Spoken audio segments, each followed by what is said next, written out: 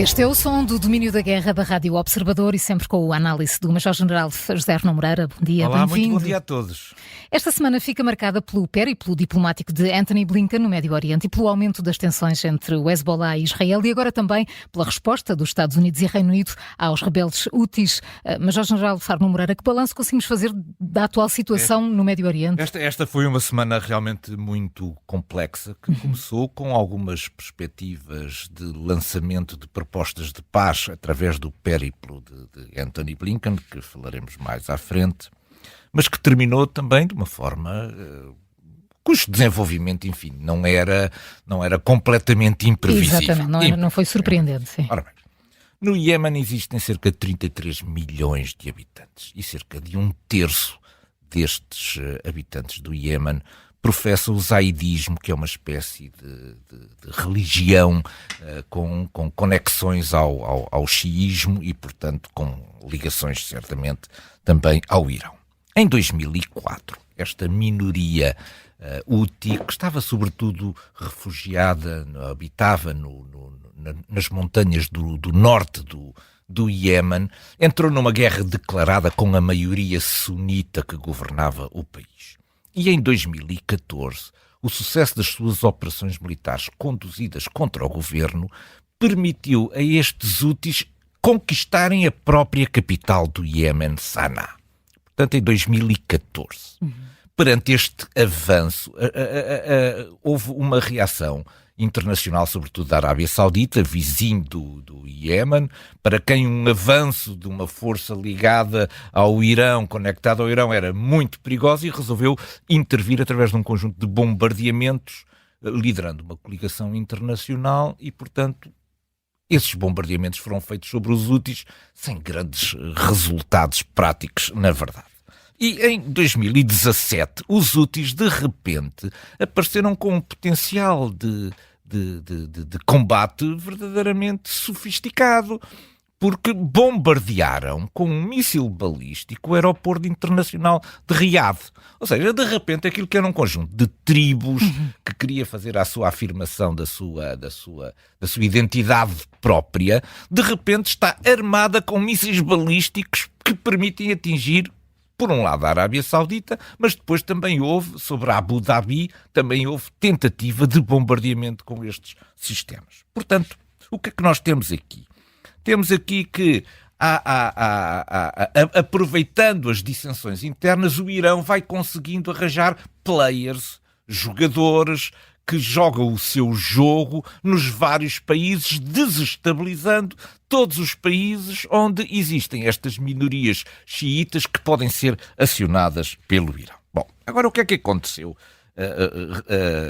no Mar Negro? É que desde 19 de novembro foram efetuados já 26 ataques dos Houthis à navegação comercial. E no Mar Vermelho? No Mar Vermelho. E no início desta semana foi feito o ataque mais complexo, que incluiu um ataque à força aeronaval da coligação que está ali para defender a livre passagem do comércio marítimo. Essa força, esse ataque incluiu 18 drones, um míssil de cruzeiro antinavio, um míssil balístico antinavio. Portanto, os Houthis são neste momento depositários de um conjunto muito sofisticado de meios, de vetores aéreos, que não apenas já foram interceptados a caminho de Israel, como de repente começam a atacar diretamente a força naval. Portanto, era absolutamente esperado que houvesse agora uma retaliação por parte dos Estados Unidos, da Grã-Bretanha e de um conjunto de outros países aliados. Porquê é que isto aguardou? Isto aguardou algum tempo em face destas provocações, porque se esperava que nas Nações Unidas houvesse uma condenação, houvesse uma condenação do Conselho de Segurança. Agora, confortados por essa resolução do Conselho de Segurança, os países que têm forças envolvidas naquilo que é a coligação internacional marítima para o livre trânsito marítimo no Mar Vermelho sentiram-se confortados com essa resolução, com, digamos, a legitimidade internacional para atuarem também em legítima defesa, porque estão a defender também as suas plataformas navais. Há aqui, portanto, um desenvolvimento muito complexo na situação do Médio Oriente. Os Houthis, entretanto, já prometeram retaliar. Já Portanto, isto prometeram não vai ficar por retaliar, aqui. isto não vai ficar certamente por aqui. Bom, eu destacaria, digamos, três aspectos que são importantes. O primeiro é este aspecto de retaliação é, do meu ponto de vista, da minha leitura, uma sinalização. Quer dizer, não vai haver uma invasão do Iémen, certamente. Isto é uma sinalização aos Houthis de que ultrapassaram largamente o conjunto de linhas vermelhas e que já não estamos com paciência para aturar este conjunto de provocações dos Houthis. Primeiro, sinalização ao Iémen e aos Houthis. Segunda sinalização ao Irão.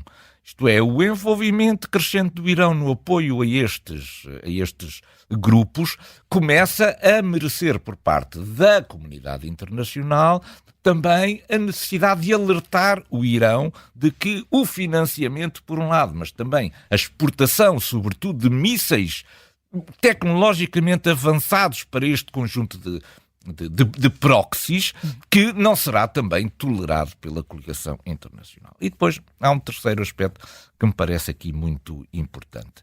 É que regressa outra vez o interesse militar por esta região. Até agora, aquilo que tinham sido os atores desde o dia 7 de outubro eram tudo atores locais.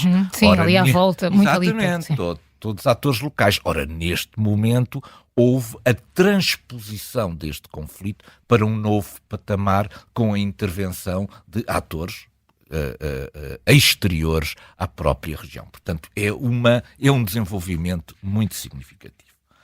Significa isto que o périplo de Blinken foi torpedeado no final desta coisa? Bom, também um pouco, não é? Isto é, há um conjunto de atores na região que não está nada interessado em que Blinken ou os Estados Unidos tenham algum sucesso de mediação na região. Mas Blinken desenvolveu um conjunto de contactos muitíssimo variado. Ele esteve em praticamente todos os países ali da região do Médio Oriente. Para quê?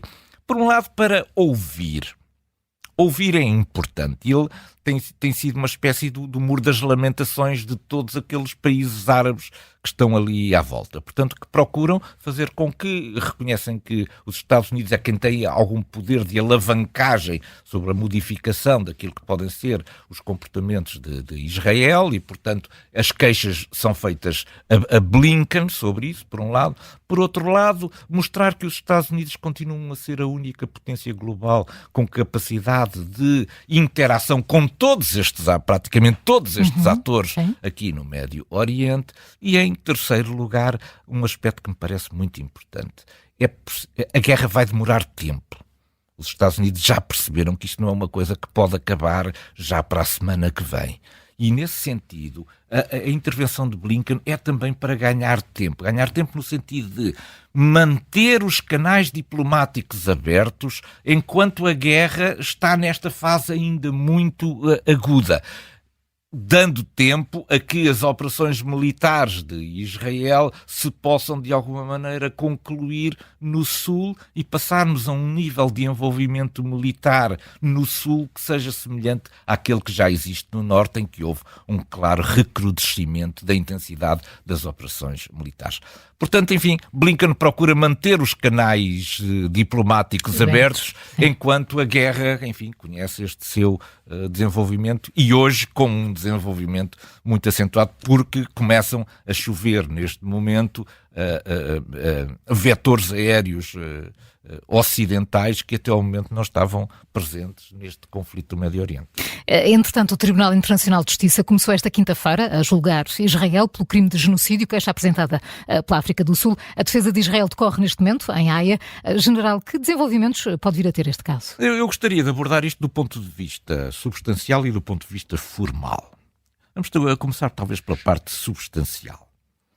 O crime de genocídio é um crime que é muitíssimo difícil de provar.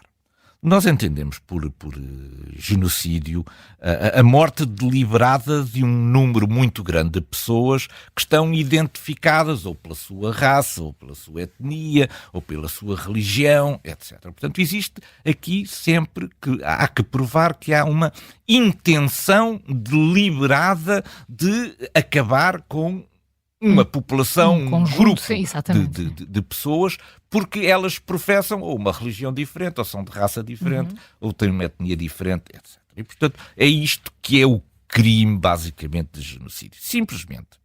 Este é um termo muito recente. Este termo só foi inventado em 1944. Não havia esta coisa. E foi adoptado em 1948 pelas Nações Unidas. A morte dos judeus e ciganos no terceiro, durante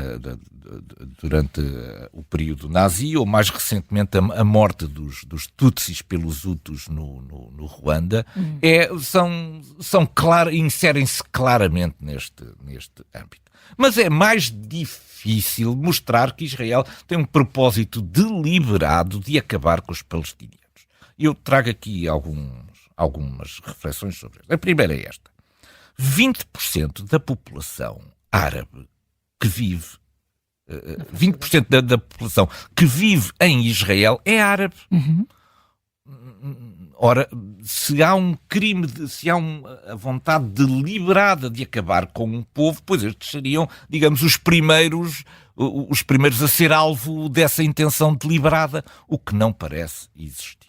Por outro lado, até ao 7 de outubro, Israel dava emprego a uma parte muito significativa da população palestiniana que vivia em Gaza. Isto é, eles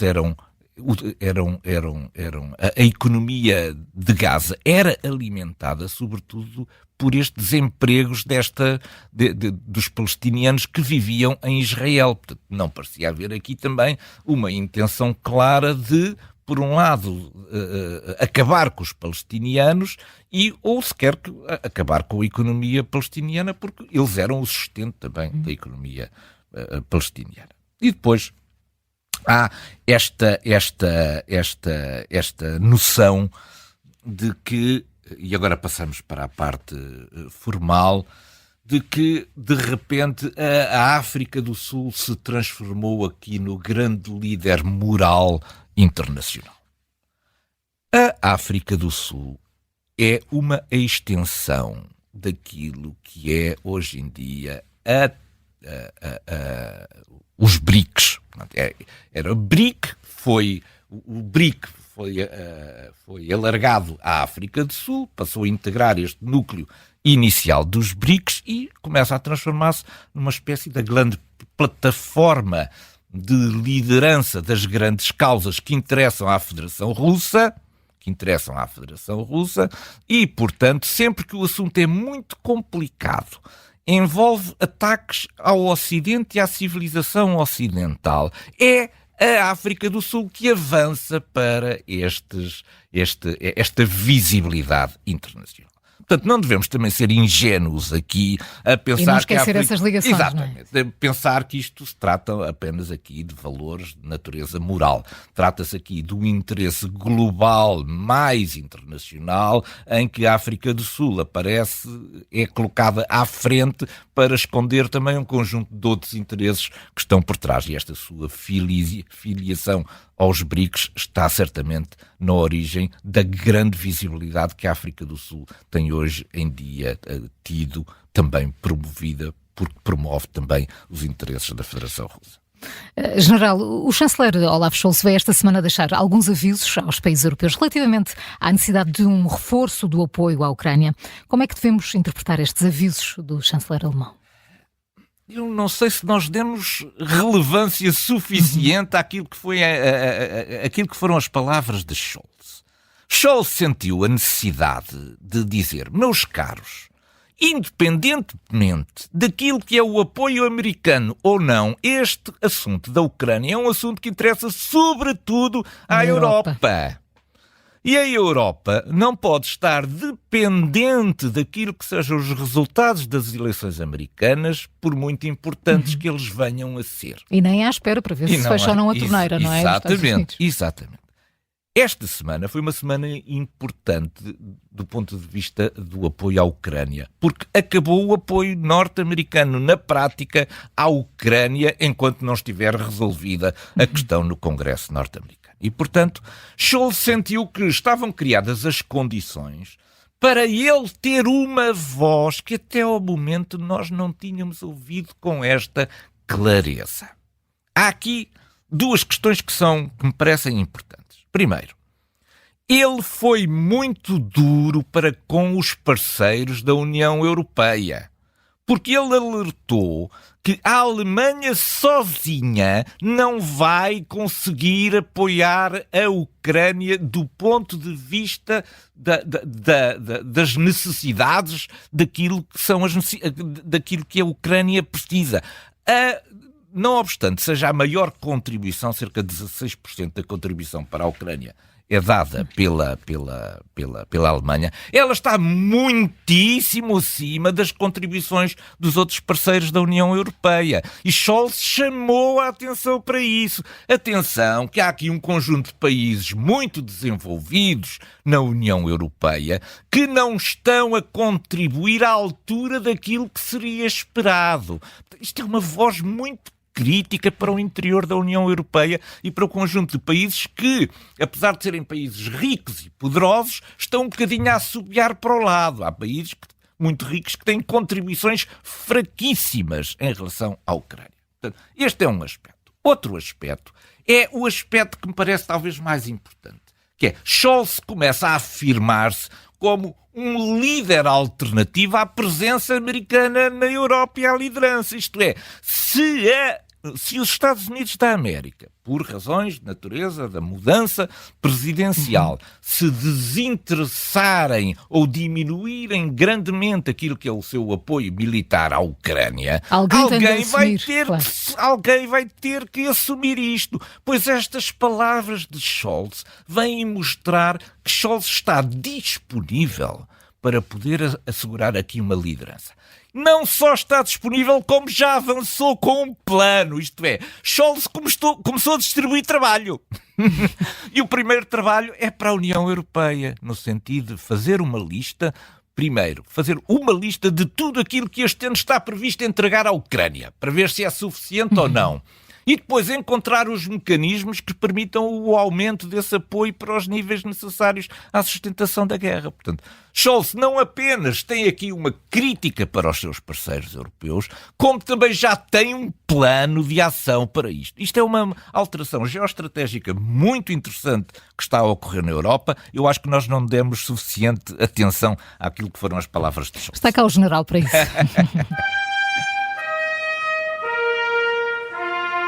Vladimir Putin afirmou esta semana que a Rússia se tinha tornado autossuficiente. Isto é uma declaração muito assertiva.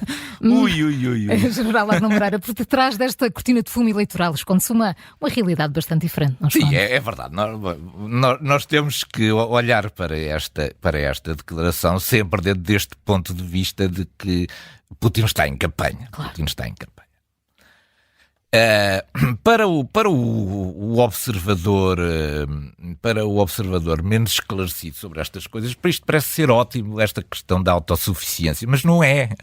A autossuficiência é um engano, porque na verdade eu posso ser um país miserável e ser autossuficiente. Há vários países, sei lá, Coreia do Norte, por exemplo, vive miseravelmente porque, em função das sanções internacionais, tem que, enfim, comer pouco, alimentar-se pouco, etc. Isto é autossuficiente, mas isso não é vantagem nenhuma. Quer dizer, a autossuficiência não é nenhuma vantagem do ponto de vista internacional. A China não é autossuficiente. Praticamente toda a sua energia vem do exterior. Agora, uma coisa é autossuficiência, outra coisa é dependência estratégica. A dependência estratégica acontece quando, num conjunto de bens fundamentais para o desenvolvimento de um país, nós ficamos inteiramente dependentes apenas de um fornecedor. Por exemplo, como nós estávamos, Europa, dependentes daquilo, da dependência dos produtos petrolíferos vindos da Federação Russa. Portanto, uma coisa é a dependência estratégica, que é um erro de avaliação sobre aquilo que pode ser usado contra nós em caso de dificuldade. Outra coisa é a autossuficiência. A autossuficiência pode ser ridiculamente dispendiosa. Isto é, eu posso ter petróleo em Portugal, mas eu tenho quantidades provavelmente tão pequenas, a profundidades tão grandes, ou eventualmente necessitando de investimentos tão grandes, que é ruinoso apostar nessa autossuficiência, quando existem outros países que o podem produzir a preços muito mais económicos. Portanto, o Putin veio aqui trazer a questão da autossuficiência, mas a iludir, a trazer a tal cortina de fumo, a mostrar que isto é uma vantagem. Não é vantagem nenhuma. E acontece que Peskov, que foi nesta mesma viagem com Putin, teve uma intervenção deliciosa que eu não resisto aqui a contar.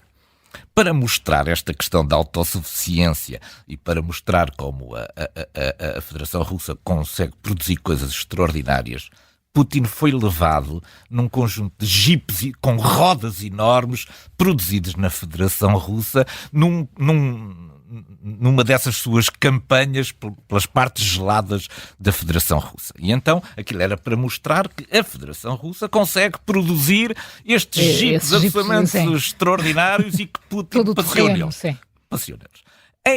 O Peskov foi apanhado, o Peskov nós conhecemos de um ponto de vista muito formal, foi apanhado num momento de descontração e perguntaram a Peskov, isto não parecem grande coisa estes jipes, pois não?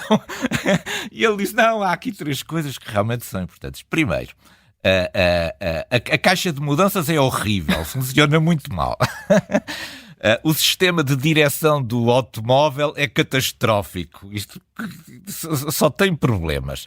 A única coisa boa é o motor. Acontece que o motor é importado. Isto é, a autossuficiência não correu nada bem. Não correu nada bem. O motor é a única coisa que funciona bem naquele Jeep, não é deles. mas não é deles. É importado. Portanto, esta coisa da autossuficiência é uma maneira também de tem muito que se diga. Tem muito fumo nos nossos olhos.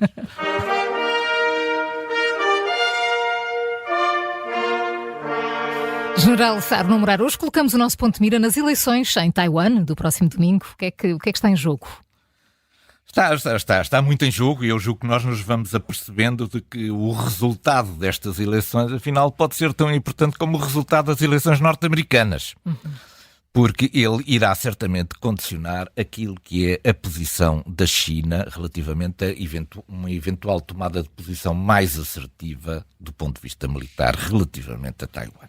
Ora bem, nós tivemos até há pouco tempo 4 candidatos às eleições presidenciais. Um desses candidatos acabou por desistir, era um empresário que procurou, como candidato independente, concorrer às eleições, acabou por desistir. E nós ficamos com aquilo que são os candidatos, na verdade, dos grandes partidos em Taiwan. Simplesmente, estes grandes partidos têm divisões muito grandes no que diz respeito ao problema da identificação das pessoas. Elas sentem-se identificadas como sendo taiwanesas ou como chinesas. E este é o problema que divide basicamente estes 3 partidos. O partido que está no poder neste momento, o Partido Progressista Democrático, considera que Taiwan é já de facto um país soberano e que, portanto, não depende em nada da China, não quer reativar ligações de natureza política com a China. É um partido tipo pró-independência. É o partido que está neste momento no poder.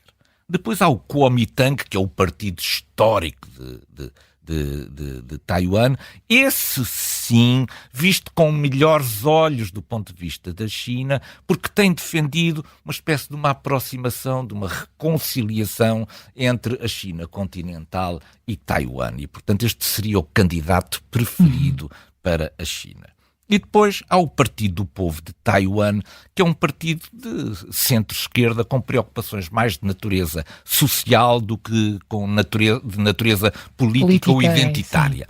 E, portanto, aquilo que será o resultado destas eleições pode muito bem ditar também aquilo que será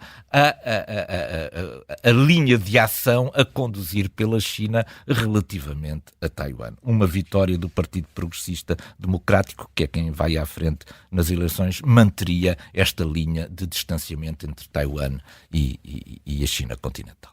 General Arnaud Morar, muito obrigada pela sua análise. Foi um prazer. É sempre. Bom fim de semana para todos. O Domínio da Guerra regressa na próxima sexta. Até lá pode ouvir todas as edições em podcast.